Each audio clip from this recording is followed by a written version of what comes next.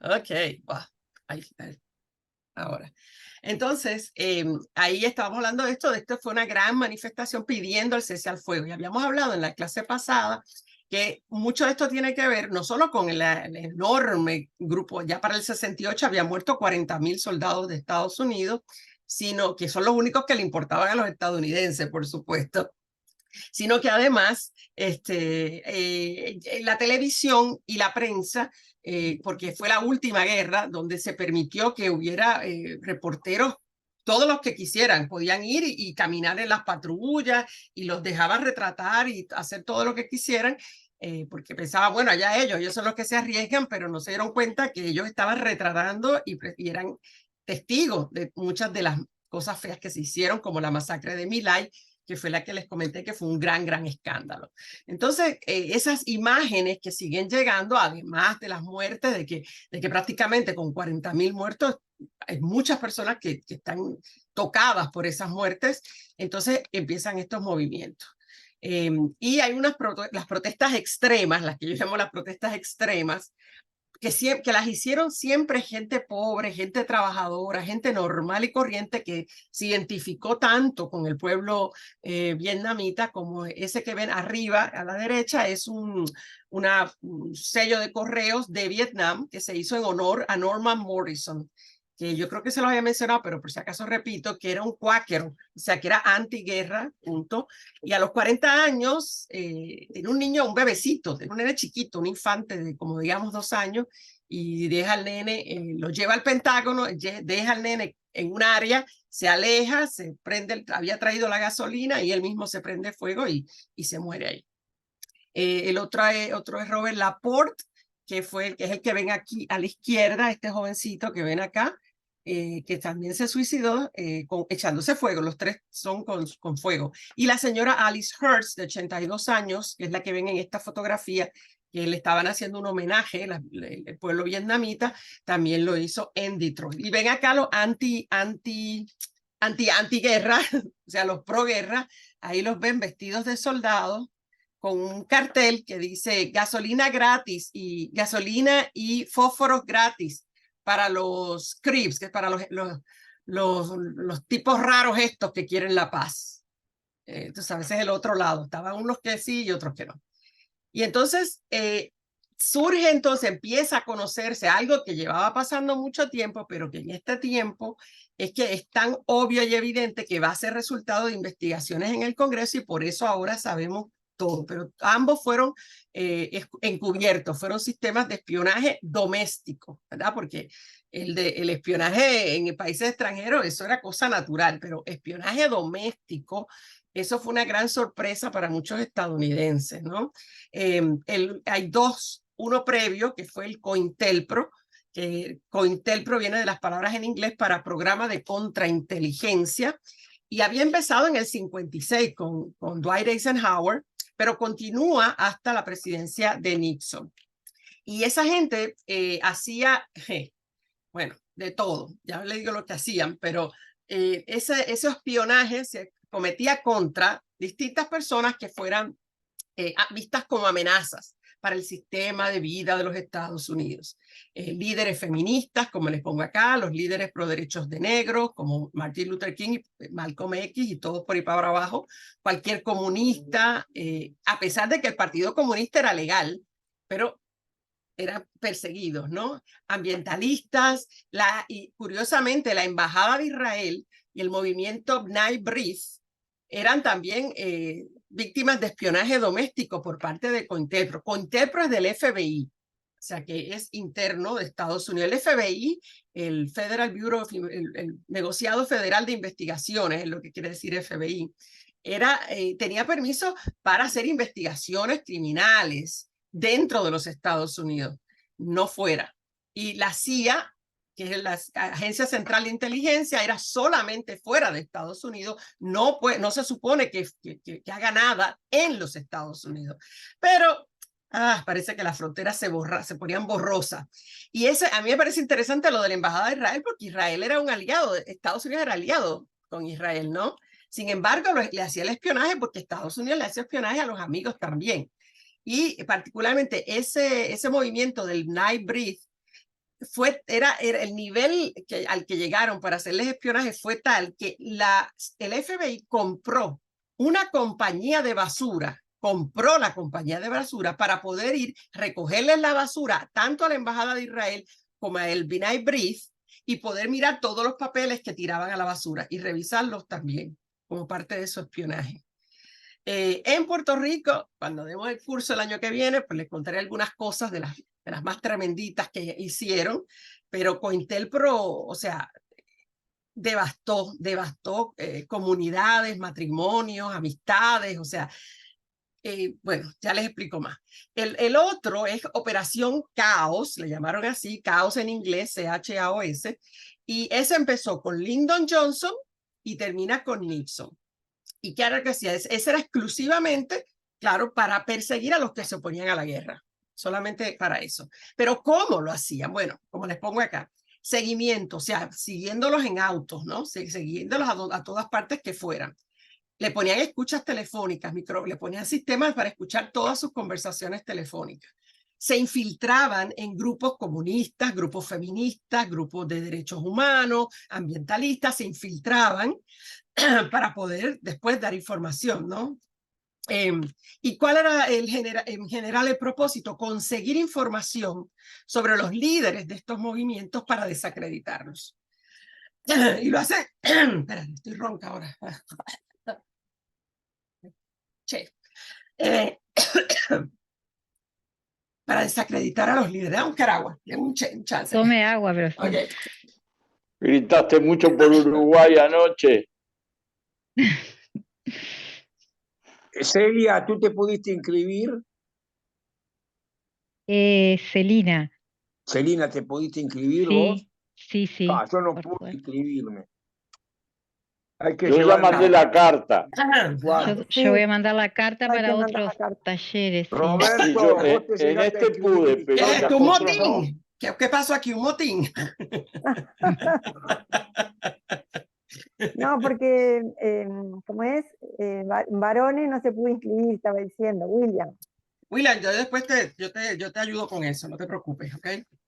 Yo te abro el juego. Yo di instrucciones que la dieran a todo el mundo. Yo no sé por qué no lo hicieron, pero gracias. Ok. Profesora. Perdón, Ligia, que me meta. Dime. Acá tenemos un dicho que dice que cuando los gatos no están, los ratones están de fiesta. Sí, lo conozco, eso sí. Ay, sí, se van de rumba los ratones. Bueno, entonces, ¿qué hacían? En Puerto Rico lo hicieron mucho. Profesora, ¿qué fue? Disculpe la interrupción, ¿Qué fue? pero pensando en lo que usted está diciendo ahora, ¿cómo será actualmente todo? Con la tecnología de hoy. Todo con el tema de Israel y todo eso. Y de antes, ¿Cómo será? Contra los grupos de islámicos después del tremendo. Debe ser terrible. Sí. Perdón.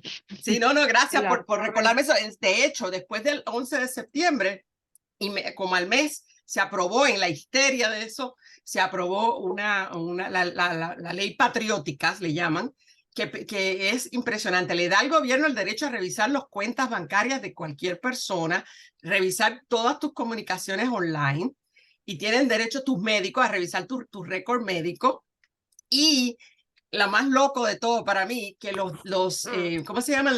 Los bibliotecarios tienen que informar al gobierno si alguna persona viene y saca películas que a ellos les parecen, tú sabes, como de cosas de terrorismo o cosas de Islam o cosas así, tú sabes, que tienen que informarles, un mandato a los pobres bibliotecarios, que bendito sea Dios, lo metieron ahí en ese buruntuntum. Pero bueno, la cosa es que hacían, por ejemplo, como hacen ahora, pero imagínense eso en esos años, en el 67, se hacía, ¿cómo se ponían noticias falsas en la prensa? Bueno, pues a través de los periodistas le daban las noticias, mira, ponte esto y ya, y ellos no cuestionaban y lo ponían en las noticias.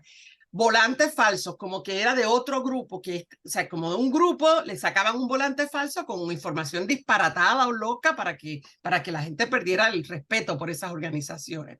Cartas anónimas, eso en Puerto Rico lo hicieron mucho. Por ejemplo, de una mujer, a un líder socialista le mandaron cartas a la esposa, estas cartas como que eran de una supuesta novia que él tenía, le costó el matrimonio, bueno, y eso no se vino a saber todo esto hasta mucho después.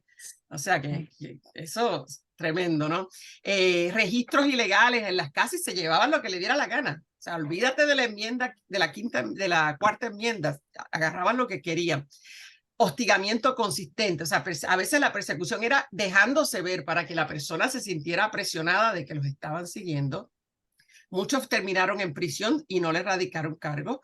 Y hubo el caso extremo del asesinato de Fred Hampton, que se nota, está en la película del Juicio de los 7 de Chicago, que está en Netflix, seguro que la han visto, y si no la han visto, pues la deberían ver porque está muy buena, con que uno de los protagonistas es el de Borat, el que hace Borat, Sacha Baron Cohen, como actor serio, y está muy buena la película, se llama El Juicio de los 7 de Chicago. Entonces, todo esto ocurriendo. Claro, esto mientras estaba ocurriendo nadie sabía. Eso se vino a saber en los años 90, ¿verdad? Cuando se empiezan a sacar los primeros papeles de los 50 y los 60. Pero ya hoy en día todo esto está altamente documentado. Ligia, sí. ¿Cómo que se llamaba el jefe del FBI, que era un histérico perdido y anticomunista? J. Edgar Hoover, sí. Sí, tenía archivo de medio de Estados Unidos. De los presidentes. Cuando había un candidato a presidente, lo primero era hacerle el archivo, para sacarle todos los secretos, para poder usar eso, para obtener lo que él quisiera de los presidentes. Más presupuesto, que le diera, aprobaran más puestos, lo que él quisiera se lo daban. Sí, a todos los presidentes, demócratas, republicanos, se lo hacía a todos. Pero Ligia, no fue solo él. Generalmente los directores de CIA tienen un perfil. Claro, pero él fue el primero. No, y fue del FBI, no de la CIA. Mire que la CIA y el FBI en Estados Unidos son cuestionados por las policías, como que acá la policía de investigación fuera criticada por la Policía Nacional y por los... Sí, es como que un secreto a voces, ¿no? Que hacen de todo. Sí. De todo, legal, ilegal, lo que sea, hacen todo. Por supuesto, todo esto es ilegal. Todo eso que están haciendo es ilegal. Porque hay unas protecciones de derechos civiles que no se estaban respetando, pero... Claro. ¿Pero no se había hecho un decreto autorizando todo esto? No, todo eso fue encubierto. Encubierto incluso del Congreso, ni siquiera el Congreso sabía. Esto, claro, ambas organizaciones son el Ejecutivo, son parte del Ejecutivo. Entonces, el Congreso tienen que pedir, como hacen acá, que le hacen interpelación para que vengan los del Ejecutivo o hacen investigación directamente. Como nadie sabía, eso tarda años en lo que se venga a investigar con una comisión, testigos, e incluso muchas veces esas investigaciones se hacen bajo secreto también, se hacen, pero esos documentos todos quedan secretos. Hay una ley que es la Ley de Información, de Libertad de Información, se llama Freedom of Information Act, que protege todos los documentos por 30 años. Entonces hay que esperar 30 años para que se revelen lo que le dé la gana a ellos que uno lea, porque encima están todos tachados. La mitad del documento está tachada, así que tienes que usar tu imaginación para saber lo que decía.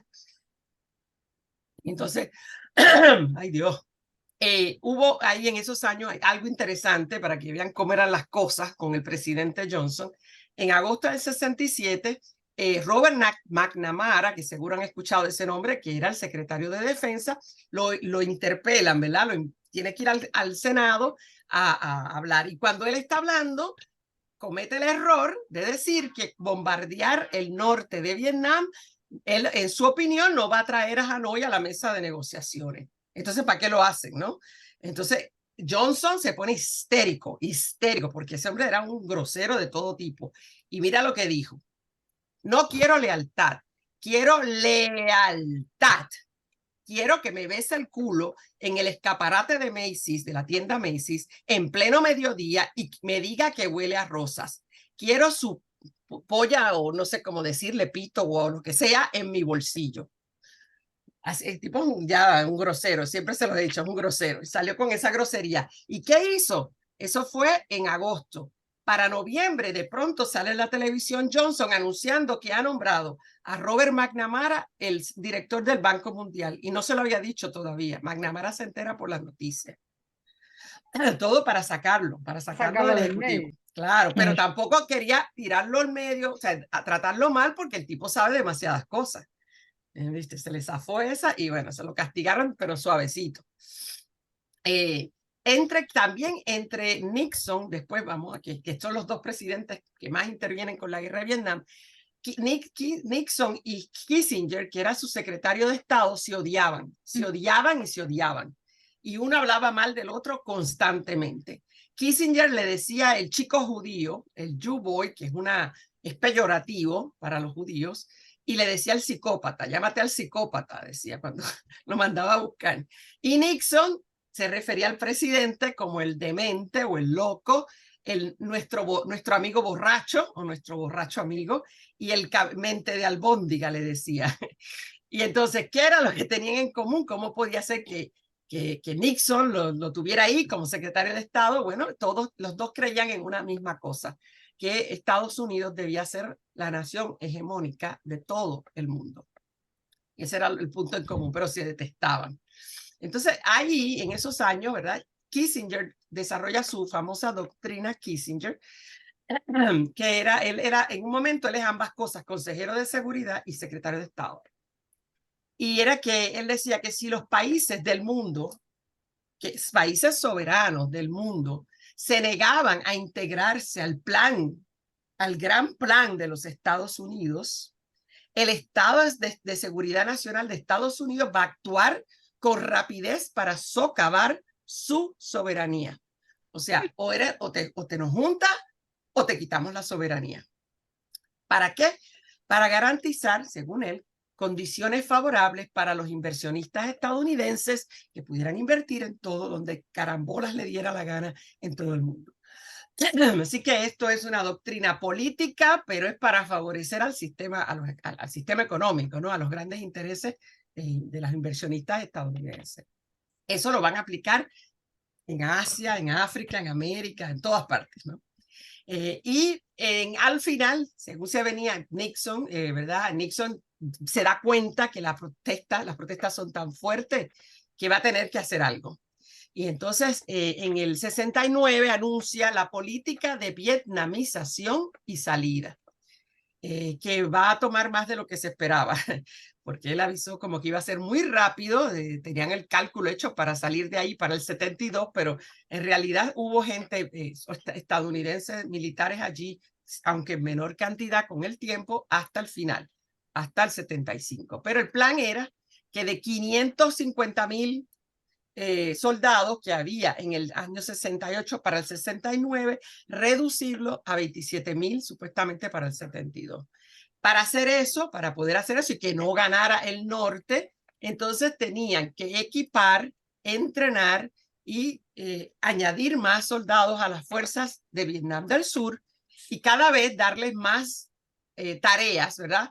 Cada vez asignarlos más a roles en combate y ir poco a poco reduciendo si les suena familiar vietnamización, es lo mismo que trataron de hacer en Afganistán, que tampoco funcionó, ¿verdad? Porque al final, cuando se dan cuenta que a los otros se siguen pensando que Estados Unidos se quede y cuando se van de sopetón y se forma un salpa afuera. Pues algo así va a pasar. Y entonces, esa política, por lo menos la gente le da un poco de tranquilidad en Estados Unidos. Ok, van a traer los muchachos de nuevo. En esos tiempos también muere Ho Chi Minh. Ho Chi Minh es decir, el padre de la patria de Vietnam. Ese que ven allá a la izquierda es el mausoleo donde está su cuerpo, que está ahí, lo ven como está embalsamado. Y todo vietnamita en algún momento de su vida, su aspiración es poder estar ahí en algún momento y presentar respetos frente a la tumba de Ho Chi Minh. Dijo Ho Chi Minh en una ocasión: durante toda mi vida he servido con todas mis fuerzas y con todo mi corazón a la patria, a la revolución y al pueblo. Ahora, si debo partir de este mundo, no hay nada que sienta más que no poder servirlos más tiempo. O sea, un tipo que entregó su vida, ¿no? a todo esto. A la lucha primero con los franceses, con los ingleses, con todo el mundo. Entonces, ¿qué pasa? Luego, cuando parece que la guerra como que se va a acabar, empieza otra. Secreto. Eso se hizo todo a espaldas del pueblo de Estados Unidos. Empieza la invasión de Camboya. ¿Qué pasa? Esta línea roja que ustedes ven aquí, se las he enseñado antes, pero se lo repito para que refresquen. Esta línea que ven aquí, que tiene unas flechitas rojas, es lo que se llama la ruta de Ho Chi Minh, se le llamaba así. Los estadounidenses le llamaban así, la ruta de Ho Chi Minh, porque era la ruta a través de la cual desde el norte bajaban hacia el sur suministros, alimentos, municiones, cualquier cosa para ayudar a los que peleaban en el sur, que era mayormente el Vietcong. Pero entonces Estados Unidos decide que para ayudar, ya que se están yendo, para ayudarle a Vietnam del Sur a poder sobrevivir sin Estados Unidos estar allí, tienen que detener el flujo de ayuda que estaba llegando desde Vietnam del Norte. Así que la brillante idea que se les ocurre es invadir Camboya. O sea, se tienen que ir de Vietnam y se van a meter ahora en Camboya. Esa expansión hacia Camboya ocurre entre abril y julio de 1970. Empezó en el 69 el plan y se ejecuta finalmente entre abril y julio del 70.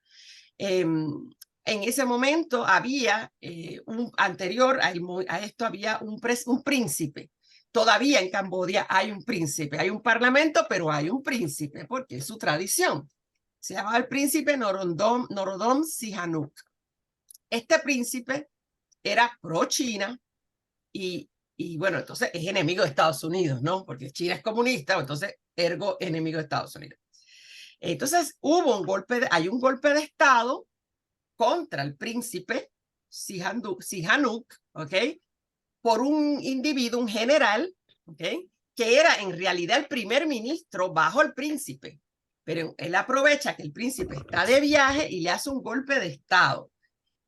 Y le monta al primer ministro, lo ponen entonces como presidente de Camboya. Su nombre era Lon Nol, el general Lon Nol, que es el tipo de Estados Unidos allí.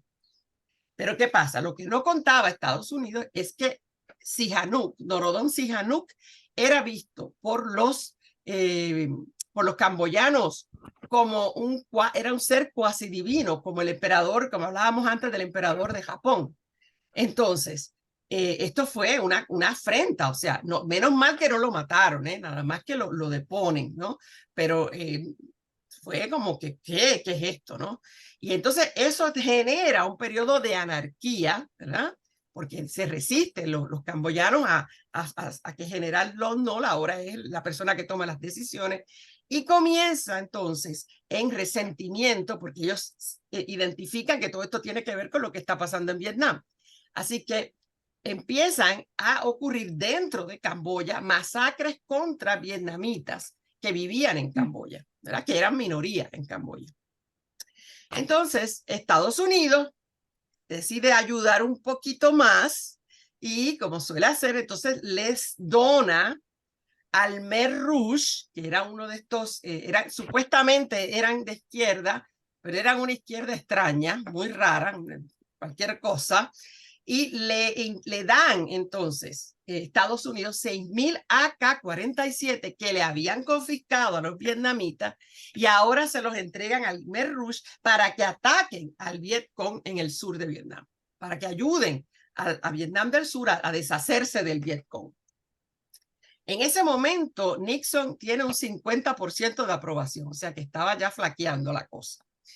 Y bueno, otra cosa que van a hacer, además de las bombas, esto que ustedes ven ahí, cada cosa roja de esas que ven ahí son bombas, ¿okay? Bombas lanzadas. Y pueden ver la inmensa cantidad que estaban lanzando. Esto es Camboya, todo lo que ven ahí rojo solamente está mostrando Camboya. Si les muestro Vietnam, no se ve nada, el mapa entero rojo. Estas fueron bombas que se lanzaron entre el 65 y el 73. O sea, que incluso antes de esa invasión ya estaban bombardeando, porque con la excusa de que había que detener el flujo de apoyo desde la ruta de Ho Chi Minh, ya llevaban tiempo bombardeando, pero ahora es más formal la cosa. Y van a bombardear con napalm, y va a haber un intento de invasión organizado por Henry Kissinger que no va a funcionar. No funciona y entran y salen. Okay, es como entrar, chao, salieron. Todo esto, la invasión en sí, con soldados, fue el 28 de abril de 1970. Esos soldados estadounidenses que entran en ese día, en esa invasión, luego se supo de todo lo que hicieron. Saqueaban los negocios. No se dice, pero se asume que tienen que haber violado a algunas mujeres, porque lo que hicieron fue beberse todo el alcohol que encontraban. Se robaban joyas, cervezas, whisky, todo lo que de valor de las tiendas que iban viendo, según iban moviéndose dentro de Camboya. Y además, después que saqueaban los negocios, les pegaban fuego. Entonces, me imagino que en sus cabezas pensará, bueno, si los vamos a quemar de todas maneras, mejor me quedo con lo que vale, ¿no? Según Kissinger, murieron 50.000 civiles camboyanos en ese intento de invasión, que eso fue entrar y salir. Pero muchos expertos de historia de esta guerra dicen que ese número se tiene que multiplicar por 3. Pero ahí queda, ¿no? ¿Y qué ocurre? Que en esa anarquía que se forma, ese Khmer Rouge es el que surge entonces como una fuerza para ocupar ese vacío del presidente que se va a China, porque le hacen un golpe de estado y teme por su seguridad. No quieren al general que había puesto a Estados Unidos, y el que se va acomodando es Pol Pot, que era el líder del Khmer Rouge. No sé, se llama así, Khmer Rouge, en español también sospecho. Y entonces, claro, eso, lo que hace toda esta invasión, en realidad, ningún efecto, ninguno. Fue una pequeña distracción para el Vietcong, no ayuda en realidad en nada, pero sí todas esas muertes que ocurren y ese vacío de poder que lo ocupa el Khmer Rouge, del que después todo el mundo se va a quejar, porque el hombre decía que era disque comunista, pero en realidad era un fundamentalista y estaba medio tocadito de la cabeza. Y él inicia una dictadura militar hasta el 78, porque después que la guerra termina en el 75, Vietnam se toma su tiempo en reorganizarse, ¿verdad? Y poner orden en el país, después que gana la guerra el 75, y en el 78 invade. Entonces, así es como termina el Khmer Rouge, cuando Vietnam invade a Camboya y depone a esa dictadura militar de Pol Pot. De todo este buruntuntún que formaron los estadounidenses, no pasa nada, no acusan a nadie de nada, pero lo que abrió la puerta fue para el genocidio que sí hubo en Camboya contra las minorías, no solo los vietnamitas, sino minorías religiosas también y minorías étnicas. Él tenía una idea de una utopía de un país agrícola, ¿verdad? Totalmente todo compartido y no sé cuánto, pero en realidad utilizó el poder para acabar con un montón de personas. Se estiman entre 1,3 o 2 millones de muertos en ese momento de la histeria, cuando él asume el poder y empieza a limpiar la casa, como dicen los dictadores siempre. Y quienes matan a los más educados, a las élites más educadas, los que eran más, le representaban un riesgo. Las etnias vietnamitas, las vietnamitas, a los chinos y a los tailandeses. Dime, Carlos. Ligia, digo, el Pol Pot fue integrante del Partido Comunista de Camboya. Luego se separa y mata a todos los dirigentes que eran pro Unión Soviética, porque él directa o indirectamente tenía el apoyo de China. Exacto. Y quería aplicar lo que Mao Zedong después del 49 aplicó en China. Sí. Y fue una locura, estoy de acuerdo. Sí. No, pero usaron el poder para eliminar las minorías y todo lo que ellos identificaran que no lo hacía sentir seguro a él, ¿no? Él tenía mucha inseguridad con todos los líderes, posibles líderes, que le hicieran sombra, y bueno, ahí toda la gente que tuviera alta educación, pues ahí quedaban. Lo mandó al campo, y lo del campo a dirigir la ciudad. Sí. Sí, fue una locura total. Sí. Le sirvió a los Estados Unidos ese periodo, ¿no? Bueno, pero al final pagó porque entraron los vietnamitas y le acabaron el baile, le quitaron el baile. Sí. Vietnam, antes de entrar a Camboya, tuvo 2 meses en una pequeña guerra fronteriza con los chinos. Sí, no, eso no estoy bien al tanto de eso. Lo busco. Que ahí anduvieron a los cañonazos, balazos, hasta que, bueno, no sé qué primó ahí, quién mandó a parar, pero anduvieron ahí, sí, por un problema fronterizo. Ok, pues lo busco. Me paso la información ahorita. Gracias por decirme, porque no estaba al tanto. Pues nada, entonces, mientras en Estados Unidos, en mayo del 70, ocurre un evento que jamaquea otro evento que jamaquea a los estadounidenses, y es que los estudiantes universitarios, que en esa época eran activos, se quejaban, hoy en día, olvídense, no, eso se murió, el movimiento estudiantil en Estados Unidos. Pero en ese momento era muy activo, en el tiempo de gloria de Estados Unidos en términos de real democracia, ¿no? De participación de la gente. Y en la Universidad de Kent State, en Ohio, los estudiantes habían hecho una huelga y habían tomado edificios para que no hubiera clases. Todo esto en protesta cuando se empiezan a salir en algunos periódicos que había una cuestión para invadir, que habían entrado a Camboya. Mucha gente lo dudaba porque eran algunos periódicos más de izquierda que lo habían traído. Y entonces, como los estudiantes han tomado esos edificios, el gobernador del estado decide activar a la Guardia Nacional, que entra a enfrentarse a los estudiantes. Y ya ven ahí, ese es el momento en que entran armados, en actitud agresiva contra estudiantes que no tenían armas de fuego, y los ven sobre todo con las máscaras de gas, porque vienen a utilizar los gases, tú sabes, contra los estudiantes. Ahí ya ven el enfrentamiento, los estudiantes en el lado del edificio, y ahí ya antes que entrara de lleno la policía. Y empieza un confrontamiento y matan a 4 estudiantes y hieren a 9 estudiantes en Ohio State University. Ningún policía herido porque los estudiantes no tenían armas de fuego, ¿no? Así que los únicos que sufren ahí son los estudiantes. Y bueno, eso genera entonces, en vez de callar a los estudiantes, ahí empiezan en otras universidades movimientos similares.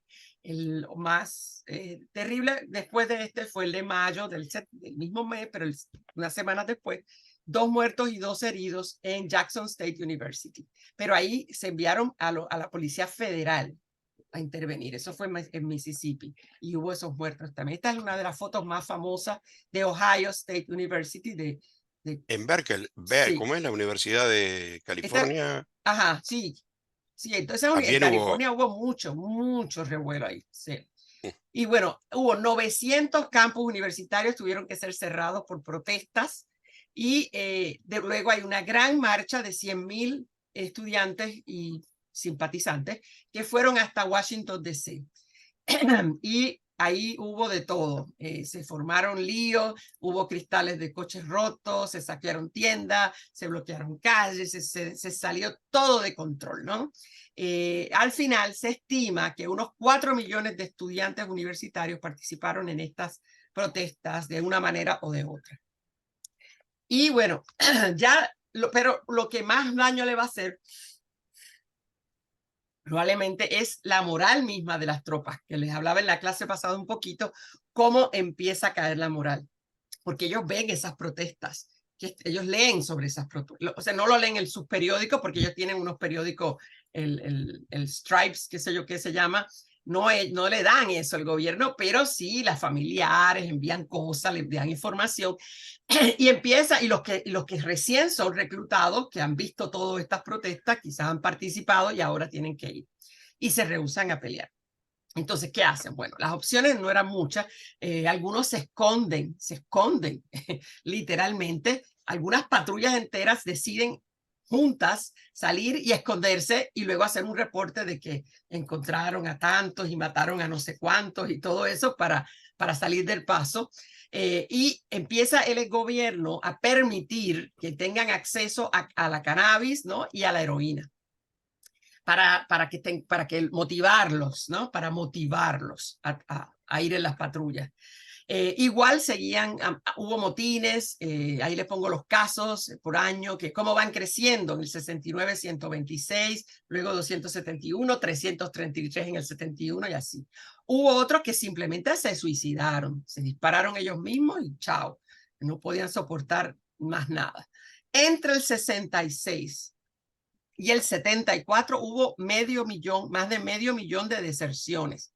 ¿Qué es una deserción? Es cuando un soldado no se presenta por más de 30 días. No regresa, desaparece y pasan 30 días y no regresa. Eso es una deserción.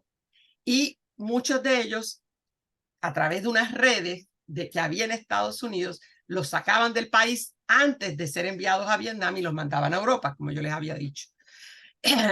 Se calculan en unos 100,000 los que abandonaron el país, yéndose a Canadá o a Europa para no ser reclutados, y 25,000 que se quedaron en Estados Unidos, asumieron los cargos por no ir a la guerra, y de esos 9,000 resultaron convictos y 3,250 cumplieron cárcel. También les contaba en la clase pasada que a partir del 71 empiezan los sabotajes en los barcos. Los mismos marinos de los barcos hacen sabotaje en los barcos. A veces abrían las escotillas del combustible y derramaban todo el combustible en las bahías para que el barco no pudiera salir.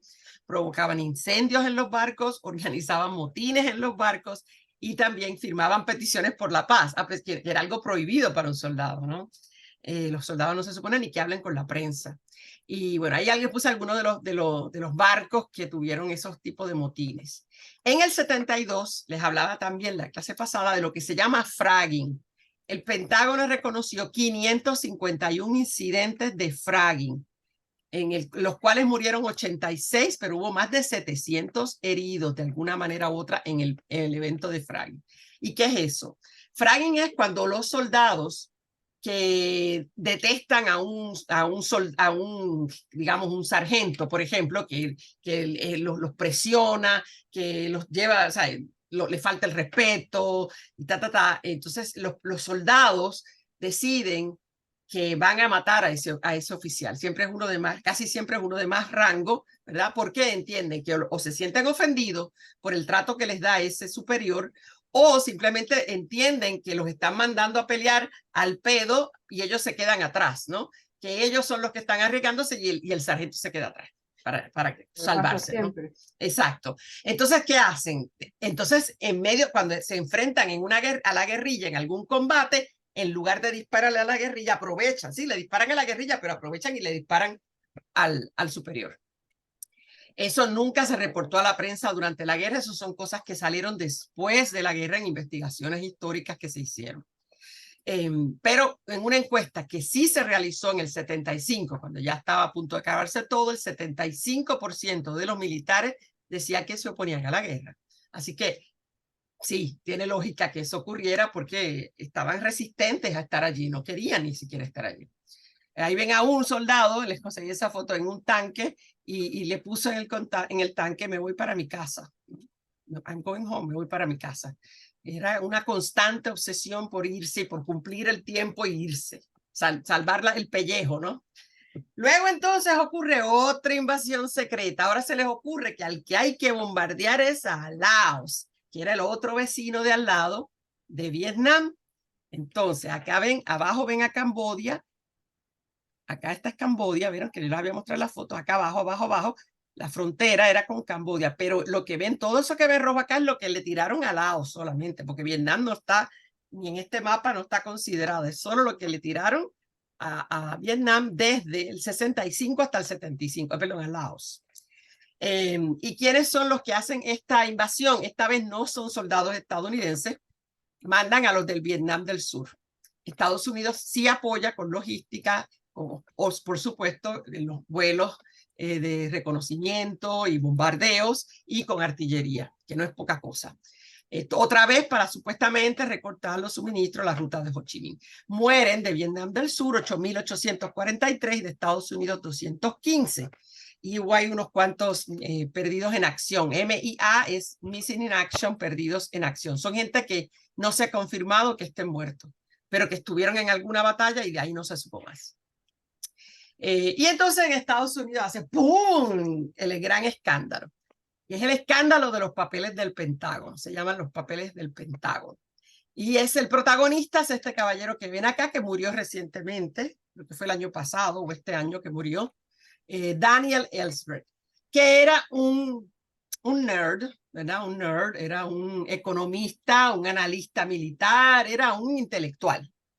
Y él trabajaba para una de esas compañías que el ejército subcontrata, ¿no? Que el ejército, no, las Fuerzas Armadas de Estados Unidos, el Pentágono subcontrata, la RAND Corporation. Pero ahí, por su trabajo, tuvo acceso a un montón de documentos asociados a la guerra de Vietnam. Y cuando les digo un montón, era como una cosa como así, de papeles. Y él empezó, mucho antes de que esto saliera, en el 69 ya él estaba fotocopiando papeles y llevándoselos para su casa, fotocopiando papeles en la oficina y se los llevaba para su casa. Y se convierte probablemente el primero conocido, famoso, de lo que le llaman en Estados Unidos un whistleblower o informante, que es lo peor, que una de las peores cosas que uno le pueden decir en Estados Unidos, que uno es un informante, porque así como dijo la senadora aquí, ¿cómo es que se llama la senadora esa que dijo? Ay Dios, esa señora que dice cada estupidez, espérate. Graciela Bianchi. Esa, que ella dijo, si yo a mí me piden el celular, yo no doy nada y ajá. Es como que lo peor que uno puede hacer es ser informante. Pues algo así.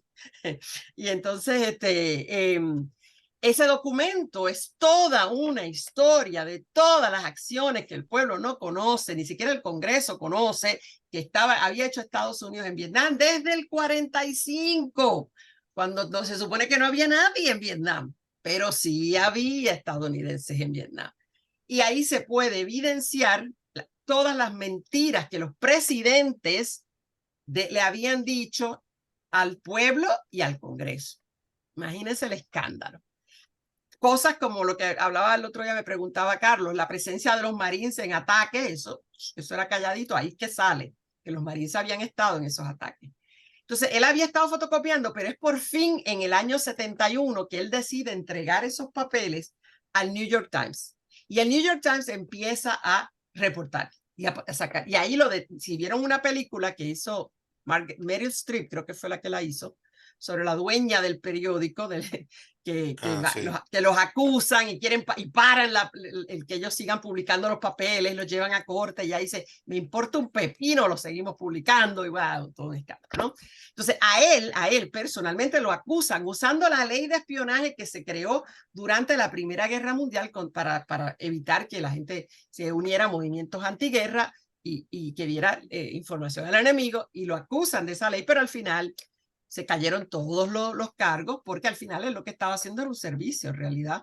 Y bueno, al final no pasó nada. Pero Robert McNamara, que era el secretario de Defensa, después le dijo a un amigo, cuando lo vio, él vio los documentos, leyó algo del periódico y le dice al amigo, ¿sabes que podrían colgar personas por lo que hay ahí? Hablando de traición, ¿no? Refiriéndose a la traición que se hizo, ¿no? Así que a la Constitución sobre todo. Y bueno, eso fue un gran escándalo, ¿verdad? Súper escándalo, que surge en el 71. Pero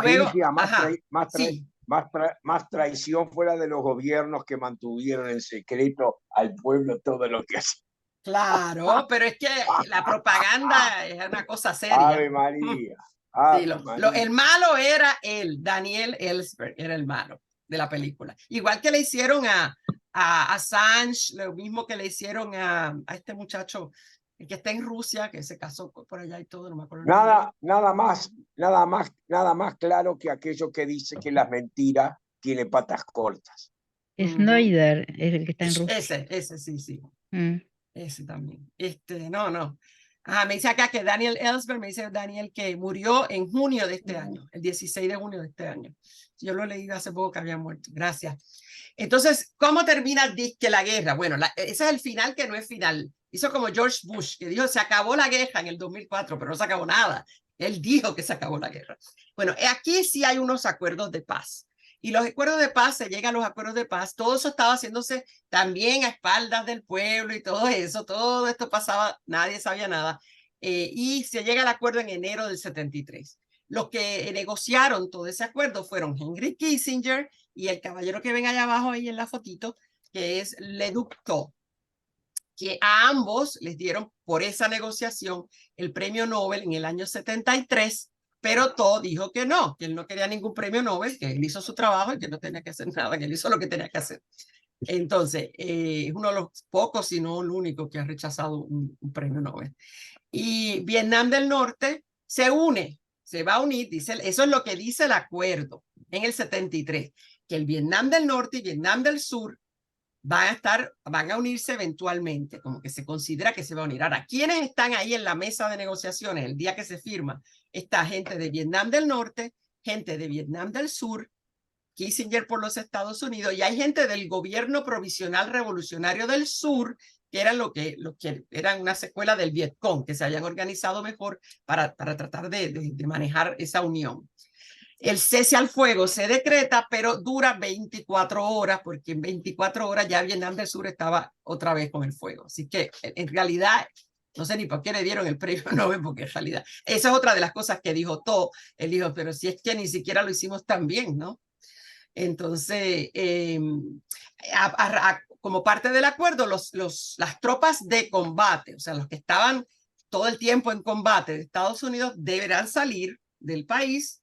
Solamente podrán dejar asesores militares y marines para proteger, como siempre, los intereses de Estados Unidos.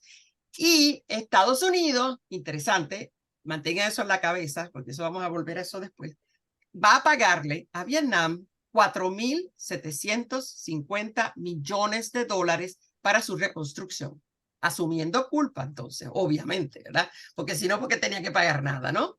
Pero Estados Unidos, al firmar este documento, al firmarlo, sabe ya cómo va a ser para no pagarnos. Eso vamos ya mismo a cómo hacen, no pagaron un centavo.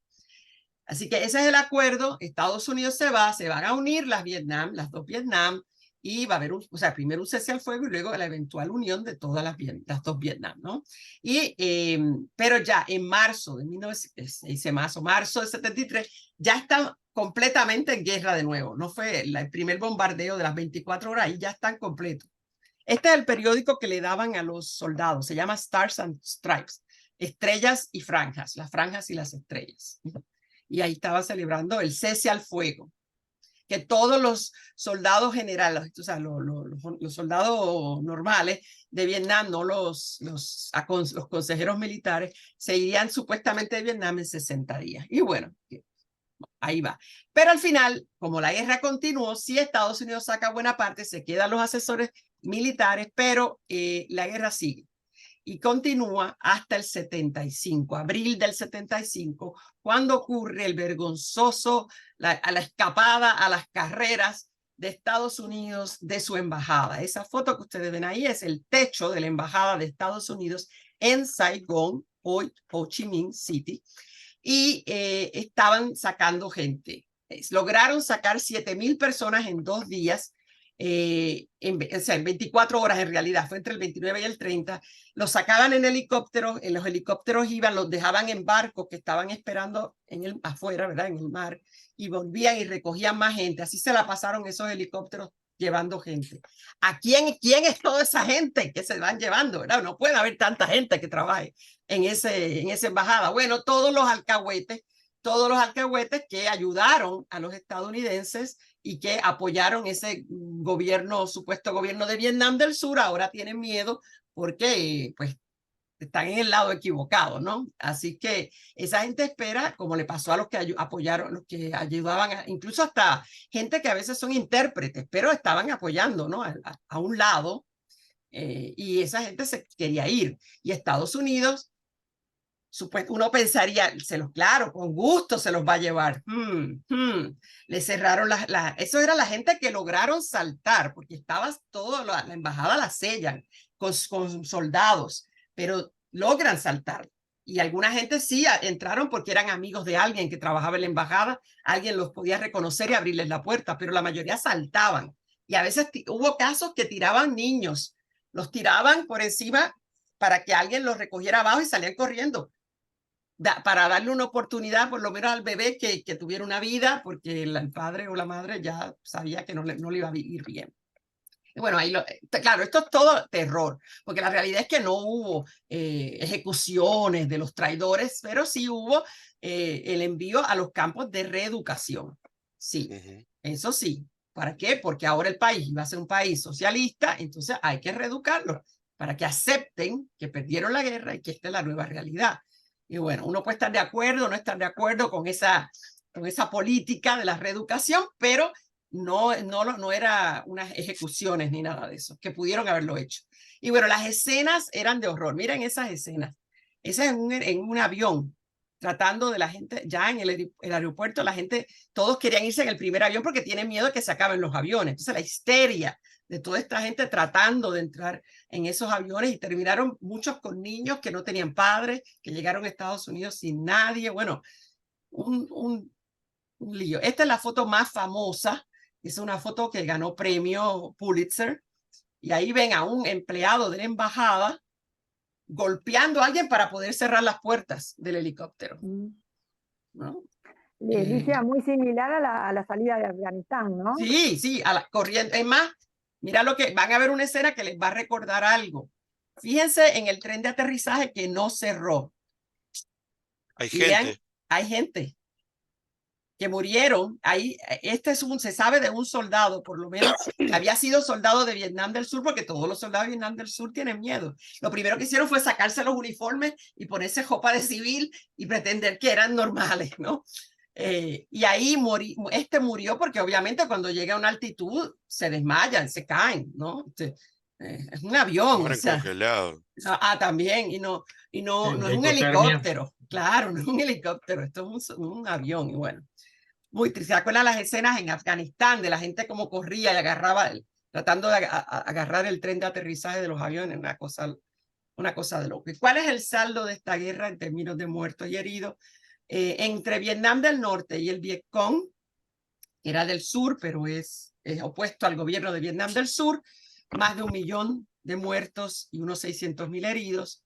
Para Estados Unidos, 58.193 muertos, más de 300.000 heridos y unos 5.000 de ellos que habían perdido extremidades. Vietnam del Sur, 224.000 muertos, más de 1 millón de heridos. Esos son los cálculos de los historiadores. Nada de eso contempla los civiles. ¿Okay? Y los civiles, ahí está en inglés que se me olvidó traducirlo, que entre 2 y 4 millones de civiles muertos. Vietnam hoy es el único país del mundo que ha derrotado a 3 de los 5 miembros permanentes del Consejo de Seguridad de la ONU, porque derrotó primero a China, a Francia y a los Estados Unidos. Así que tiene ese orgullo. Miren qué loco. Esta es una foto que conseguí de cuando se metieron en el Congreso de Estados Unidos, en enero del, ¿cuándo fue? Dios mío, ya somos 2021. ¿Sí? Sí. Y miren una bandera, esa es la bandera de Vietnam del Sur. Sí. ¿Qué hacía esa bandera allí? El tipo sabe de qué es la bandera, no sé, pero ahí estaba la bandera de Vietnam del Sur. En los Estados Unidos hay un enorme monumento, está en Washington y es la capital, y es lo que, como pueden ver, es un gigantesco muro donde ven muy chiquitito los nombres de todos los soldados muertos, y hay una sección de los heridos también. Están los muertos y están los heridos, en honor a todas estas personas que sirvieron. Algunas estadísticas interesantes. De los 58.193 muertos, soldados estadounidenses muertos, más de 10.000, o sea, el 17%, murieron por causas no relacionadas con el combate. Puede ser fuego amigo, suicidio, lo mataron en una barra porque estaba bebiendo y se puso a pelear con alguien y le apuñalearon. Otras razones para morir, sobredosis, que no eran combate. ¿Okay? El 70% de los muertos de Estados Unidos tenían entre 18 y 21 años. Esa es la más triste de todas, ¿no? Qué horrible. En Vietnam hubo menos prisioneros de guerra, que se llaman POW, Prisoners of War, estadounidenses, solamente 800. Cuando en Corea hubo 7.000 y en la Segunda Guerra 130.000 prisioneros de guerra, que la mayoría fueron después, ¿verdad?, intercambiados. En los de Vietnam fueron los estadounidenses que fueron prisioneros de guerra, fueron alrededor de 800 y eran en su mayoría pilotos que cayeron, ¿no? Cuando estaban bombardeando sobre Vietnam del Norte, sus aviones caían y los apresaban. Uno de ellos fue candidato presidencial, fue senador, el senador John McCain, que fue candidato a presidente de Estados Unidos, del cual Trump dijo, no sé si saben lo que Trump dijo sobre John McCain, de su propio partido, republicano también, dijo que John McCain, ¿por qué hay que estar hablando tanto de John McCain? Si el tipo era lo que él probó era que era un muy mal soldado, era un cobarde, un mal piloto, él fue el que perdió. Si lo apresaron es porque no lo hizo bien, se cayó el avión. Así que, ¿cuál es la cuestión? Este Trump es fenomenal. Los survietnamitas capturaron 1 millón de prisioneros de guerra, pero por supuesto quedan liberados al momento de ganar el norte, ¿no? El norte con el Vietcong. Los norvietnamitas y el Vietcong habían capturado unos 40.000 prisioneros de guerra que también son liberados y bueno, van a los campos de reeducación. Ahí ven los veteranos de Vietnam. Hoy en día el grupo de veteranos más grande de los Estados Unidos son los veteranos de Vietnam, a pesar de todos los que se han muerto desde entonces. Y ahí los ven, están en verde, ven que son los números más altos. A través de los años siguen siendo por mucho, los de la guerra de Vietnam. Los que ven en violeta son los de la guerra del Golfo. Los del amarillo son la guerra del Golfo después del 11 de septiembre, porque está la primera guerra del Golfo, esta es la segunda guerra del Golfo. Los que están en rojo son los veteranos de la guerra de Corea, que ya quedan pocos porque se han ido muriendo, y lo mismo con los que están en la guerra de celeste, color celeste, que son los de la Segunda Guerra Mundial, que se han ido muriendo.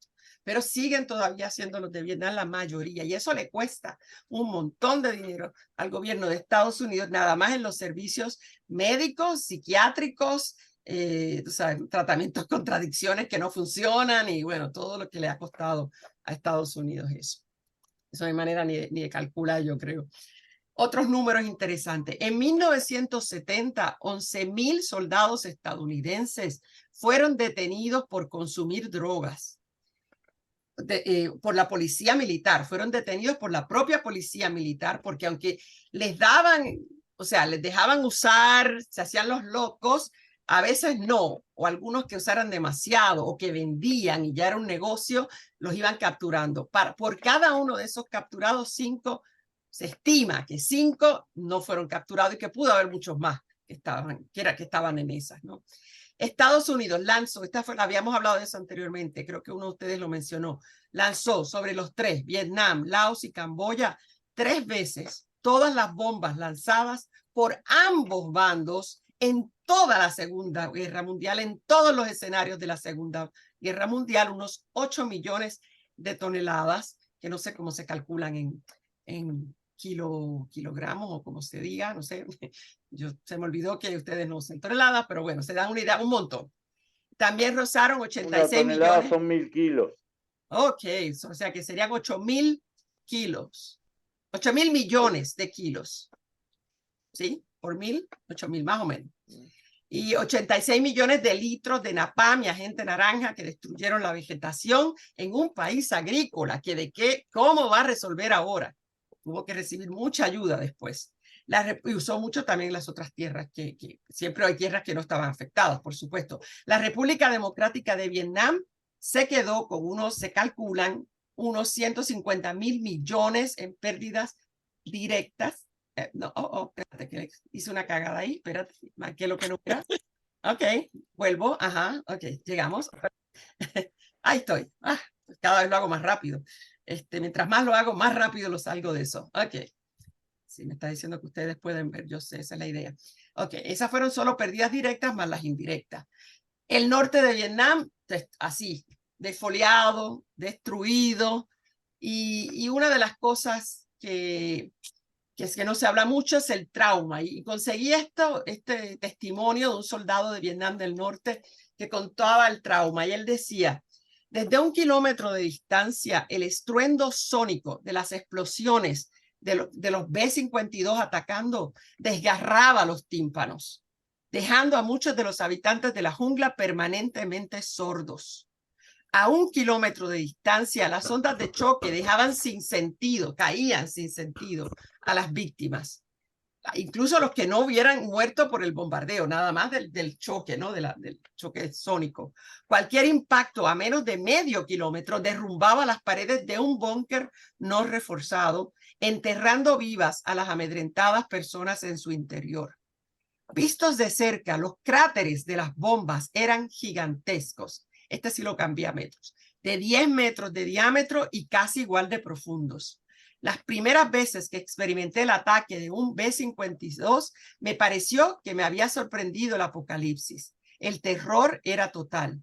Uno perdía el control de sus funciones corporales mientras la mente gritaba incomprensibles órdenes, como de que corre o entra, enciérrate, ¿no? O sea, una confusión total era lo que él decía, porque le corté un poquito. En Estados Unidos, ¿qué deja esto? La pérdida de confianza en sus gobernantes, que se puede ver claramente aquí. Fíjense cómo 58 va subiendo la confianza en los gobernantes. 58 sube, y es en el 67, 64 a 67 empieza a bajar y se va en picada, ¿ok? Hasta que empieza Ronald Reagan y la importante invasión de Granada, que ganan y empieza a levantar esa confianza de la gente, y luego el ataque a Panamá y boberías como esa empiezan que no eran ni guerras, ¿ves? Pero bueno, se las vendieron a los estadounidenses como que eran guerras que habían ganado. Después de su supuesto triunfo en Irak, en el 2004, cuando él dice se acabó, ganamos, pero no se había acabado nada, George W. Bush dijo: por Dios, hemos acabado con el síndrome de Vietnam de una vez por todas. Por fin ganamos una guerra grande, ¿no? La primera, ese primer paso de la guerra después del ataque de las Torres Gemelas. Y con respecto al mito de los desaparecidos, ese mito de las películas de Hollywood y de Rambo y toda esa cosa, es que como que se quedaron un montón de gente, porque Rambo va a recoger a sus amigos, ¿no? Creo que sí, Rambo era de Vietnam, ¿no? Sí, creo que Rambo era de Vietnam. Sí. Ahí va a recoger a los amigos que estaban perdidos, desaparecidos en acción. Eso es lo que él iba a buscar. Pero miren en realidad lo que es la verdad.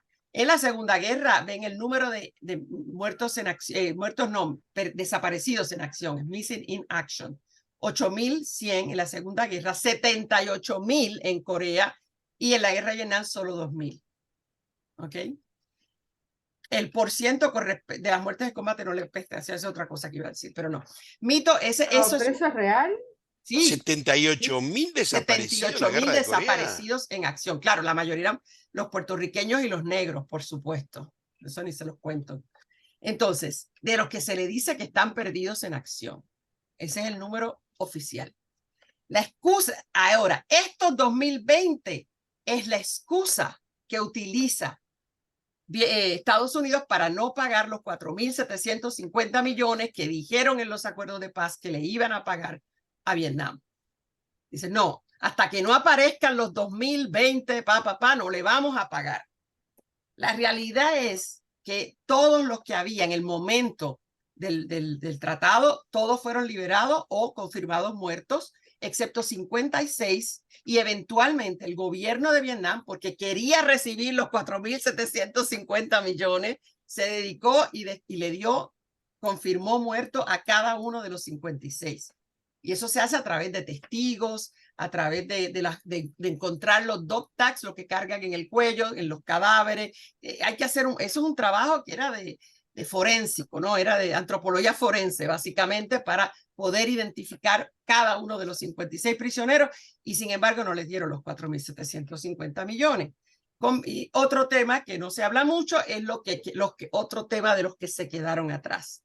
¿Y qué pasó? Que todas esas prostitutas, sobre todo en el sur, ¿verdad? Que era donde estaban los soldados estadounidenses, no había en el norte, esas prostitutas de Saigón que tuvieron bebés, con estos hombres que muchos les prometían que se iban a volver y las iban a buscar y que se iban a casar con ellas y bla, bla, bla, bla.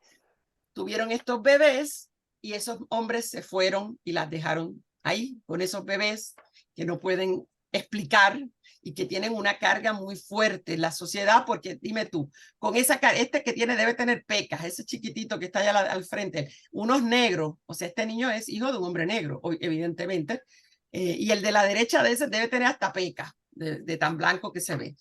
Entonces, estos niños se notan en sus facciones que no son vietnamitas. Además de que en los pueblos chiquitos todo el mundo sabe todo, ¿no? Así que esos niños quedaron en los orfanatos. Y sí, hubo estadounidenses decentes con dinero que invirtieron en ir allá, dieron viajes, fueron recibidos por el gobierno y adoptaron a muchos de estos niños. Pero eso fueron gente privada. No fue el gobierno de Estados Unidos que les mandó visa para traerse esos niños a Estados Unidos. No, no, no, no, no, no. La gente de buen corazón de los Estados Unidos recibió a muchos de estos niños en sus hogares. Y esto es una encuesta, y con esto lo termino acá, porque ya, bueno, casi, de qué se arrepienten más los estadounidenses. La pregunta era, ¿crees que Estados Unidos cometió un error al enviar tropas a luchar en las siguientes guerras? Y el sí es el rojo. Y la que más alto sí, de que sí Estados Unidos cometió un error al enviar tropas a luchar a Vietnam, es la guerra de Vietnam. 48%. Esta encuesta se hizo en el año de 2021 y decían 48% que es así, seguida de Irak. O sea, las menos populares en Estados Unidos fueron la guerra de Vietnam y la de Irak. Si vemos los números, la de Afganistán, después la del Golfo, después la de Corea, después la primera y finalmente la segunda, que es la más popular en los Estados Unidos, la más que la gente cree que es una buena guerra, la buena guerra, ¿no?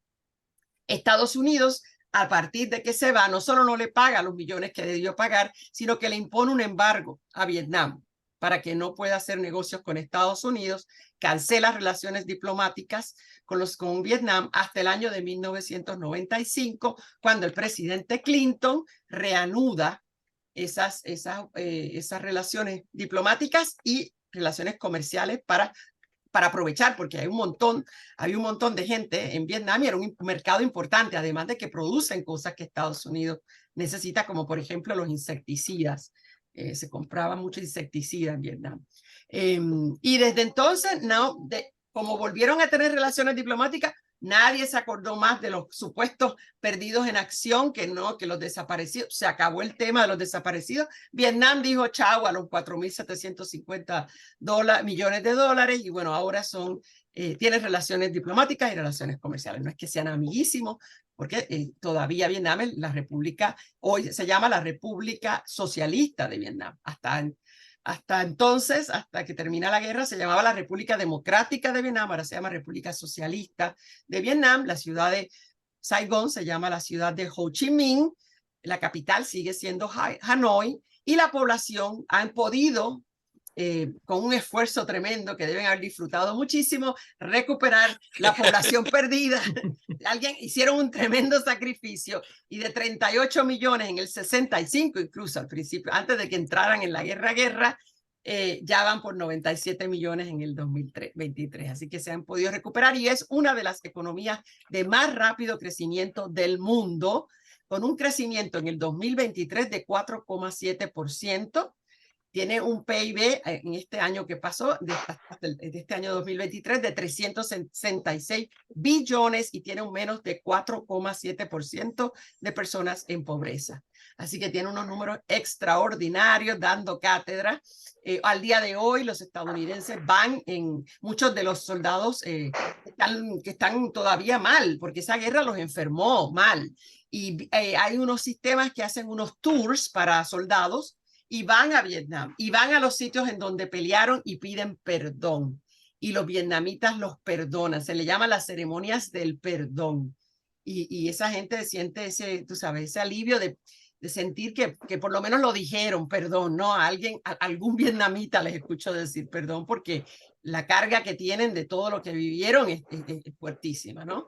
Así que Vietnam queda ahí. En la clase que viene, vamos a ir a los 70 rapidito, que es los años todavía buenos, yo diría, de Estados Unidos, donde había protestas, donde la gente se atrevía a protestar, aunque los contenían, ¿verdad? No era tan fácil, nunca fue fácil, pero había mucha más actividad de las comunidades protestando, las comunidades LGBT, las comunidades de las mujeres, los feminismos, todo ese tipo de cosas, los indígenas, y son años muy revueltos. Pero a mí me parecen hermosos estos años porque había eso, la gente no estaba conforme y estaba dispuesta a arriesgar lo que fuera. A mí me asusta más el conformismo de ahora. Eso cuando explote esa olla de grillo, eso no se va a saber por dónde van a salir los tiros, eso va a ser sin control. Pero vamos a ver eso, y luego vamos con Nixon, que les voy a dar un poquito de Nixon, porque me quería dar eso antes de terminar, porque hay mucha gente se pregunta qué es eso de Watergate. Bueno, por lo menos Watergate, ¿ok? Para que eso lo tengan claro, porque no nos da tantísimo tiempo. Y bueno, entonces la semana que viene, ¿hoy es qué? 17, ¿no? 17. Sí. Sería 24. Ya, exacto. Sería la penúltima. Ahí les doy la asignación de lo que le dije de mi esposo para que le saquen preguntas y le hagan preguntas indiscretas, por favor. Por favor. Aquí, estamos aquí. Déjame quitar esto y podemos así hablar. Te quería hacer dos comentarios. Digo, no te quise interrumpir porque estaba muy entusiasmado, cosa que no. Dale. Tú decías de que Estados Unidos perdió y que venía perdiendo todo esto, ¿no? Sí. Y mostraste después, más adelante, la pérdida de imagen de los políticos. Pero en el medio hubo una cantidad de empresas que se enriquecieron, le vinieron bien. Los que le vendían los alimentos, los que vendían los medicamentos. Todos los contratistas del Pentágono, todos. Sí. Les importó tres pepinos si ganaban o perdían. Mientras tuviera la guerra. Sí, les debe haber dolido incluso que se acabara. Porque ese chorro. Y el otro tema que tú nombraste, que decías que el 75% de los soldados estaban en contra. Mostraste un cuadrito ahí al final.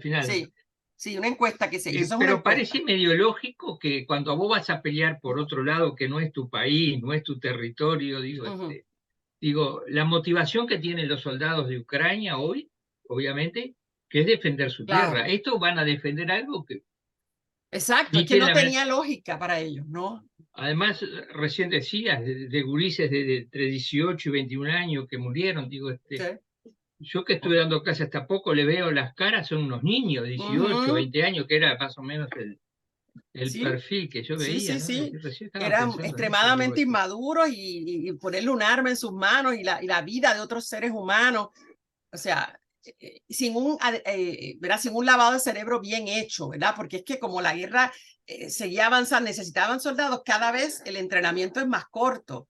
Entonces el lavado de cerebro no está bien hecho, no es como esos soldados que llevan muchos años, que están relavados la cabecita de que hay que acabar con el comunismo y bla, bla, bla, y todo eso. No, esta gente va y no querían ir, pero no querían ir presos. Entonces, o sus papás le decían tienes que ir, o todos sus amigos van y bueno, no van a ser ellos el único cobardón que no va. De hecho, se burlaban, dice mi esposo, que se burlaban de los que no cualificaban, para, o sea, como que eras, viste, porque tienes pies planos, o porque, qué sé yo, tienes un problema en el oído, y no te quieren mandar, y se burlaban, o sea, no eres hombre, mi esposo me dijo que les comentara que él tiene dos amigos que él conocía, dos de su escuela, cuando estuvo en la escuela, como le llaman acá, ¿cómo se llama eso? El bachillerato. Bachillerato es lo que se hace antes de la universidad, ¿no? Ok. Eso, del bachillerato, dos que han muerto bueno, que vivieron con secuelas neurológicas y murieron por el agente naranja, directamente asociado con el agente naranja, que aspiraron mientras estaban allá. Así que, pero están ya obvio 77 por ahí como mi marido y ahora se mueren, pero han tenido una vida de problemas neurológicos. O sea, porque sí, toda la vida en eso. Sí. Digo, las bajas ahora en Estados Unidos después de la guerra de Irak-Afganistán son por contagio del uranio empobrecido de los proyectiles que utilizan. Sí. Porque vos tenés que recargar un arma con esos proyectiles y no siempre vas a andar con guante y máscara.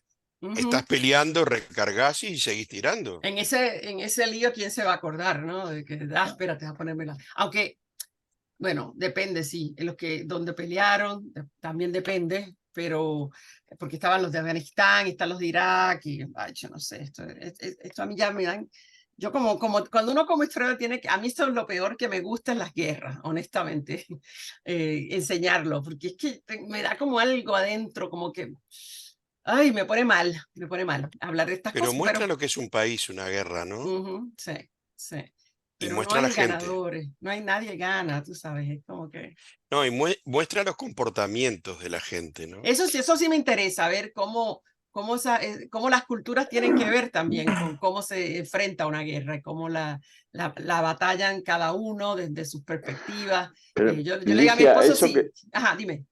Eso que tú decías del reírse de los que tienen alguna invalidez, por llamarlo de alguna manera, sí, muestra los valores de la sociedad, ¿no? claro. Espérate, déjame callar esta cosa.